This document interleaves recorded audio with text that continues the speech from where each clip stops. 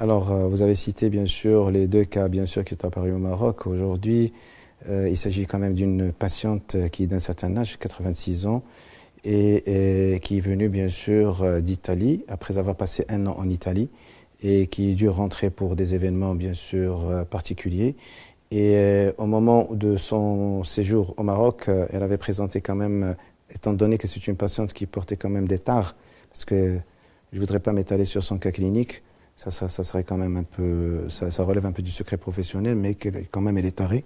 Et c'est ce qui a fait que ça a permis quand même de faire dégénérer son cas, puisqu'elle présentait quand même un cas un peu sévère. Aujourd'hui, elle est en insuffisance respiratoire, mais on l'a mis bien sûr aux soins intensifs, et puis bien sûr via les soins intensifs, elle est passée en réanimation. Aujourd'hui, elle est bien prise en charge.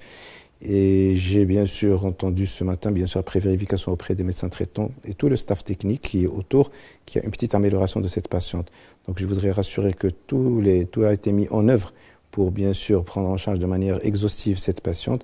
Et donc aujourd'hui, elle s'améliore progressivement et doucement. Et qu'en est-il du deuxième patient? Pour le deuxième patient, c'était le premier cas qui a été déclaré le lundi 2 mars et pendant le soir.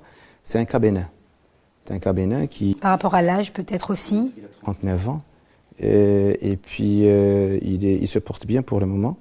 C'est un cas qui est considéré comme étant bénin, il est en isolement, donc pendant toute la période d'incubation qui compte pour 14 jours. Au jour d'aujourd'hui, il collabore très bien, il est sous traitement, il évolue très bien et donc incessamment, je pense qu'on va devoir bien sûr faire le nécessaire, notamment un prélèvement supplémentaire pour essayer de dépister s'il a éliminé son virus ou non.